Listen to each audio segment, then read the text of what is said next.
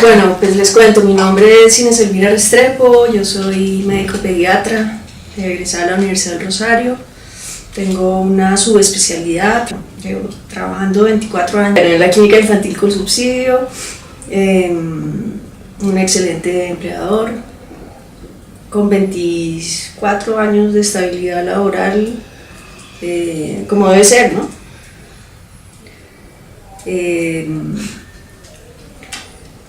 Pues como cualquier colombiano promedio que tiene la ventaja de haber tenido una carrera y un empleo estable, ¿no?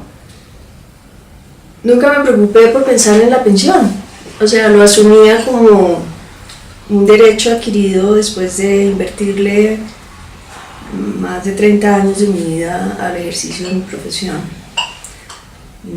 de manera responsable, de manera pues entregada como lo exige la medicina y con harto sacrificio como también lo exige, ¿cierto? Soy madre cabeza de familia y además tengo mi hijo mayor con 24 años que tiene síndrome de Down y otra niña de 10 años.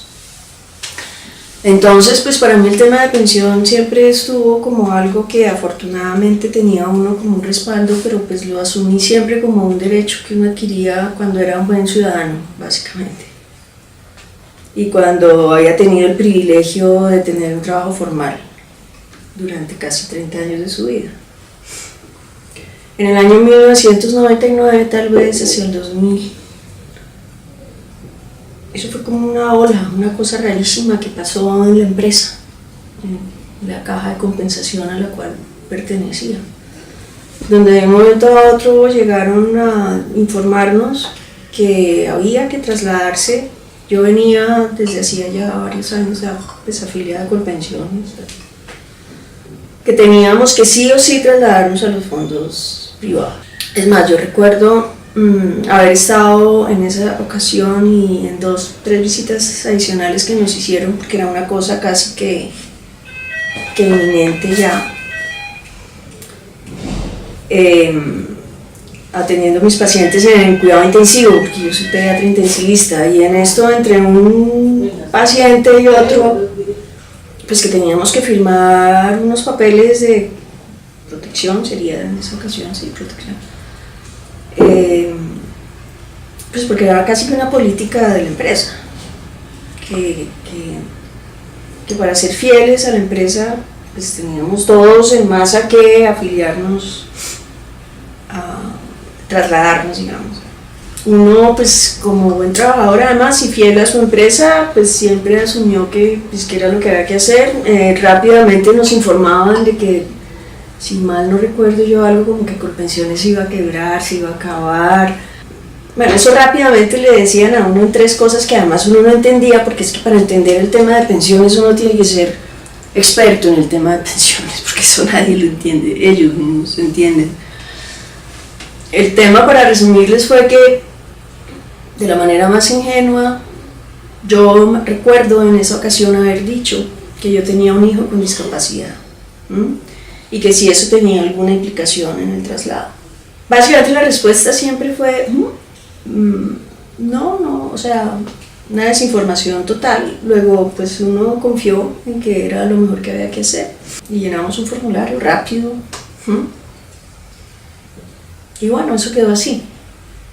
Ese tema pues después yo nunca lo abordé ni lo volví a abordar, porque como les decía, para mí era una cosa absolutamente lógica, que uno al final de su trabajo pues iba a contar con una pensión y ya, no para volverse rico con la pensión, sino para poderse retirar uno tranquilo y, en mi caso particular además, pues tener los beneficios para que me daba además el Colpensiones en el tema de discapacidad, de tener un hijo con discapacidad.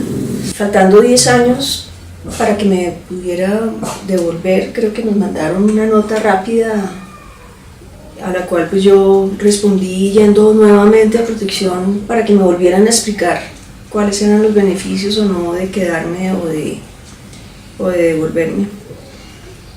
Y lo mismo, pues un asesor ahí rápidamente hizo unos cálculos que solo entendió él y Volví a preguntarlo de mi condición de madre de cabeza de familia con hijo con discapacidad.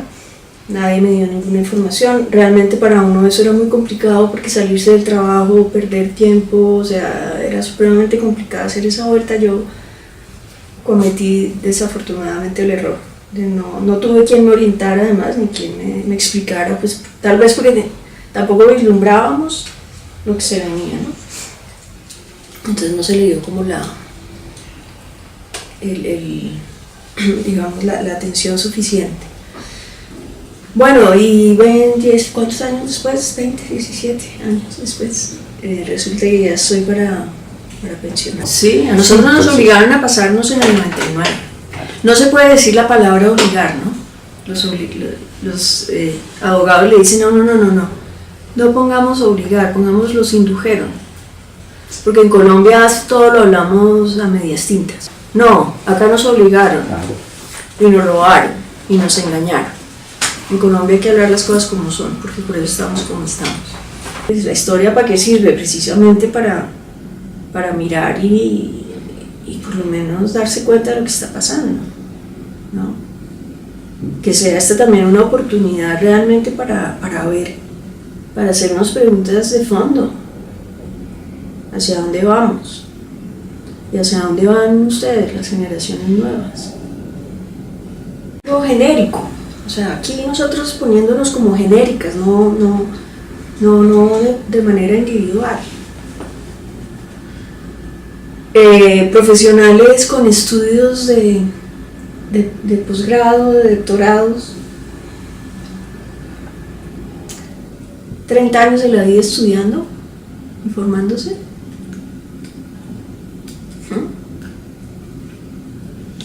30 años de trabajo formal en una empresa estable. ¿Sí? Entonces, ¿eso qué significado tiene finalmente? ¿Qué contraprestación hace el Estado? A quienes hemos construido Estado, gobierno, país, lo hemos hecho a costa de nuestro trabajo y de nuestra vida. En el caso de Luz, enseñando. En el caso mío, matándonos en una clínica, en un hospital, 30 años. ¿Qué legitimidad le da un gobierno a eso? Ninguna. Sí, claro. ¿Para qué entonces estudio yo ni maestrías ni doctorados? ¿Para qué busco yo un trabajo estable? ¿Para qué me mantengo en una empresa 30 años? Ellos mismos están deslegitimando la inversión de un capital humano formado en un país. Entonces, ¿para dónde es que vamos? Estoy de acuerdo. ¿Qué es lo que necesitamos? ¿Qué es lo que estamos construyendo de país? ¿Cuál es la agenda, ¿no?, detrás de esto? Porque esto tiene agendas. Esto no es improvisado. No es improvisado. Sí. Un articulito en El Espectador sobre cómo financiar, ¿qué? Las 4G, ¿no? Las 4G, claro. Entonces ahí hablaban de cómo los fondos de pensiones finalmente se han vuelto una gran banca, Sí. con los dueños de siempre, ¿cierto? Los dueños de la banca y de este país. Y que en alguna época le prestaron a la financiación de las 4G. Están prestando a las 4G, ¿No? claro. Sí, es una agenda, y yo pienso que frente a eso, lo único son estas voces, si es que se logra algo. Sí. En nuestro país hay una clase alta a la que la pensión ni le pone ni le quita, entonces no les duele, y finalmente son ellos los que están tomando las decisiones. Claro. Pero hay una inmensa clase media, no rica, Claro. Una clase media, que vive de su trabajo y vive de su trabajo. Sí. Sí, que somos los afectados. Pues llega la edad de pensión y le empiezan a uno a hacer los cálculos. Primero lo llaman a uno de la compañía, ¿no? Como somos parte de los prepensionados. Sí. Y nos dan una super charla para asesorarnos de cómo vamos a invertir en nuestra pensión. ¿Cómo vamos a invertir nuestra? Cuando vamos oyendo mi generación, porque yo pienso que mi generación es la primera que está Afectada. empezando a entender Claro. esta catástrofe. Vamos aterrizando y nos van contando más o menos los montos con los que nos vamos a pensionar. Y uno va diciendo, pero ¿cuál inversión de la pensión? ¿Cómo vamos a administrar la pobreza? O sea, ¿cómo es posible que nos vayan a pensionar con esos montos? Entonces,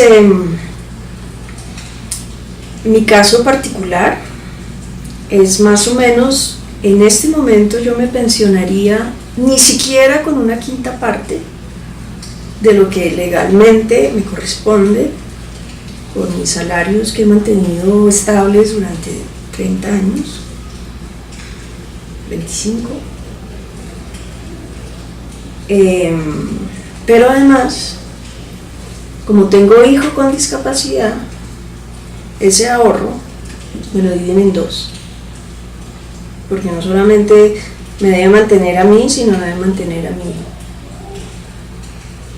Entonces mi pensión sale en 970.000 pesos, cosa que no me alcanza ni para la quincena del mercado. Entonces son muchas las frustraciones, tristezas, reflexiones alrededor de esto. Porque uno dice, ¿cómo así? O sea, ya me han hecho además el estudio comparativo del monto al cual tengo derecho en este momento, si no me hubieran engañado las pensiones. Y como les digo, lo que me van a dar ni siquiera es la quinta parte de lo cual yo tengo el derecho. Entonces yo digo, si esa es la política de un país que atraca a los ciudadanos honestos como uno, que han trabajado en la formalidad precisamente buscando una pensión, lo mínimo. Esta es mi casa, yo no tengo más que esto, y esto es lo que tengo para mí, mis hijos. ¿Sí? Pero tengo el derecho de terminar un ciclo de 30 años de trabajo, ¿sí? Y dedicarme a vivir con lo mínimo, o sea, con lo que he vivido siempre, que es esto, porque con la pensión tampoco me va a ser rica, posiblemente voy a poder decidir terminar un ciclo laboral y dedicarme también a mi hijo que lo necesita. Y resulta que no va a tener pensión. Va a tener un aporte de un ahorro que a duras penas pues me va a servir para cubrir algo del mercado. Entonces yo digo, están haciendo la mejor política para desincentivar la formalidad. Porque si precisamente esos son los derechos adquiridos, que uno lucha por tener un trabajo formal y que el Estado está en la obligación de reconocerle a uno, y la pensión se la van a robar. Entonces, ¿de qué están hablando? ¿De qué trabajo formal? ¿Para qué se formaliza entonces la gente? Si a los que hemos hecho el esfuerzo precisamente de trabajar formalmente nos roban la pensión. Entonces mi pregunta es, ¿la pensión es un derecho? ¿O cuándo fue que se convirtió, al igual que la salud, en los años 90, una política de privatizar los derechos en manos de unos grupos poderosos de este país y de todos? Porque no es solamente el problema acá, en Chile ya se vio lo que pasó y ya se vio que fue un fracaso, ¿sí?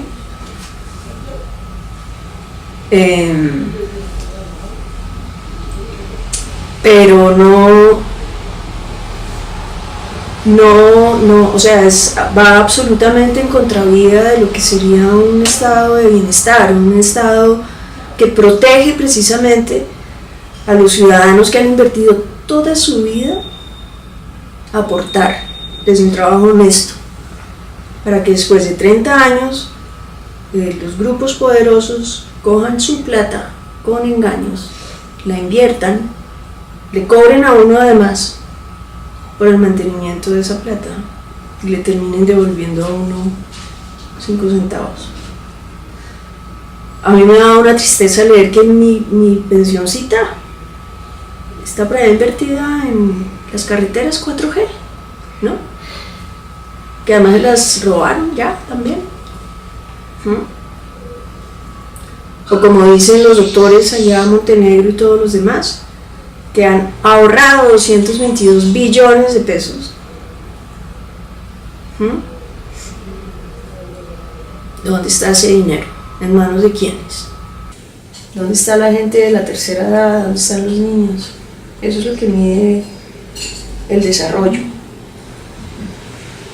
no qué tanta plata siguen haciendo los bancos con la plata de los demás. Mi caso en particular es que soy cabeza de familia con un hijo con discapacidad. ¿Dónde está el Estado que precisamente le protege a uno de esa condición? Tristemente entiendo yo que el régimen de Colpensiones también tiene políticas que precisamente protegen a las madres cabezas de familia con hijos con discapacidad. Y estos fondos de ahorro no solamente se hacen los locos con el tema, sino que además le dividen a uno su ahorro entre uno y su hijo y uno. Y el debate sigue para las generaciones que vienen. Personas como yo estamos gastando lo que no tenemos en abogados que nos ayuden a ver cómo y de dónde puede uno hacer de golpe una lucha alrededor de esto, para que los hijos finalmente puedan quedar de golpe con una pensión medio digna. Pero pues obviamente mucha gente tampoco tiene de dónde sacar ese recurso para además pagar un abogado de algo que le corresponde a uno. Es absurdo cuando precisamente las políticas de un Estado debería ser todo lo contrario, debería ser proteger a la gente que ha trabajado decente y dignamente dentro de la formalidad también. Las próximas generaciones, por lo menos que crezcan sin engaños, ¿no? Yo sí propongo acá frente a esta cámara que por lo menos les quiten, para empezar, ¿no?, los nombres de fondos de pensiones. O que alguien me explique eso que es una pensión, cuando finalmente ha sido el ahorro de su plata, que lo pusieron a producir. A mí me hubieran dicho que era un banco, ¿sí?, y que yo tenía la libertad, sí o no, de meter mis ahorros, lo que me correspondía de pensión ahí en ese banco, y que al final me devolvían un ahorro, ¿no?, quitándome obviamente todo lo que quitan los bancos. Entonces yo hubiera tenido la elección de decidir, y hubiera entendido que eso no era una pensión, era un ahorro. Entonces pues vuelvo y pregunto, ¿dónde está mi pensión? Por lo menos quítense el nombre de fondos de pensiones y pónganle lo que son: los bancos de los grupos económicos de este país. Y entonces entra el debate en el cual no soy experta, yo soy médica, sobre la pensión, ¿no? La pensión no es un derecho que decidieron privatizar, al igual que la salud. Fue en el gobierno de Gaviria. Y estamos viendo las consecuencias, además de un sistema que ya colapsó, pero en Colombia vamos detrás, al abismo, ¿sí? No tenemos la capacidad de pensarnos como país, ni entendernos en las circunstancias propias en las que estamos, mirando un poco lo que está pasando además en el mundo entero. Lamentables, o sea, además de tener este tema encima, desafortunadamente además me metí en, creo que una una experiencia, no sé, estuve 2 años en un bufete de abogados, me cobraron dinero, habían llevado unos procesos al parecer exitosos de colegas míos de la clínica. Nos dijeron y me dijeron que por la vía administrativa habían resultado exitosos los procesos de devolverse, demostrando que había habido muchas inconsistencias desde el punto de vista administrativo en ese paso, que había habido falta de información, que había habido. Entonces, bueno, pues yo hace ya 3 años me contacté con ese pool de abogados y me garantizaron que sí se podía. Me hicieron todo un estudio, me dijeron 100% posibilidades de que sí la devolvamos. Pagué un dinero, pasaron 2-3 años y a mediados del año pasado me dijeron que qué pena, pero que todo lo que se había hecho ya no se podía lograr porque habían encontrado algo como un peculado en el tema de pensiones o algo así interno, entonces que habían trancado todos esos procesos que ya iban adelantados.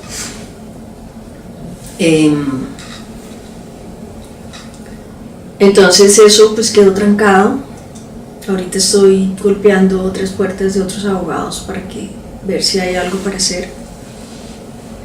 Yo me temo que desafortunadamente esos 2 años fueron perdidos porque no sé si hubo algo también ahí medio involucrado de malos manejos, además donde estaban implicados, además me imagino que muchas firmas de abogados y gente pesada. Y pues otra vez, otro tema de víctima, digamos que ahí yo creo que en eso. Entonces estoy en esa lucha, como muchos creo, viendo a ver si alguien nos responde. Bueno, yo hace muchos años, incluso con Luz Ángela, yo decía, pues tiene que haber una forma colectiva, ¿sí? Porque al final pues cada uno va a ver cómo hace para resolver su problema, pero tiene que haberla. Es más, hablamos con muchos médicos, incluso de la clínica, colegas. Tenemos que unirnos, tenemos que oírnos, que escuchar nuestras historias, y incluso pues hablamos de un tema de estos, ¿cómo se llama? Una cosa popular, ¿no? Y bueno, como que no encuentra eco, ¿no? No sé qué es lo que pasa. ¿Será que todavía, hasta que no nos toque a nosotros, entonces como que pensamos que el tema no es con uno? Pero el problema es que irse despertando uno por uno pues es tenaz. Lo que nos tiene aquí sentados es que esto no es carreta. Eso es una realidad de la cual desafortunadamente pues estuvimos ajenos hasta que nos tocó el momento de pensionarnos. Entonces pues hay que confiar en que finalmente lo único que logra transformar de golpe en este país es el clamor ciudadano de los derechos. No es tampoco que confíe uno mucho en la justicia, desafortunadamente, ¿sí? Pero bueno, habrá que echar mano a los mecanismos supuestamente de la Constitución del 91, ¿sí? Que nos facilite por lo menos hacer lo que estamos haciendo acá, denunciar lo que hay realmente de fondo en este tema de las pensiones. Fuera de darse un cocotazo en la cabeza cuando le toca a uno, pues también hacer conciencia de que somos muchos los que vamos a ir cayendo en este tema y de que hay que buscar alternativas colectivas. ¿Qué más puede uno hacer? Pues echarse a llorar. Echarse a llorar y a los 50 y pico de años viendo a ver qué sale uno a hacer. Entonces vuelvo y pregunto, ¿dónde está mi pensión? ¿Dónde está la pensión que le corresponde a mi hijo y a mis hijos? Gracias. Ayúdanos a compartir este video para que todos conozcamos sobre la reforma pensional. Síguenos en Facebook y en Twitter. Y no se te olvide buscarnos con los numerales con las pensiones no y salario mínimo digno.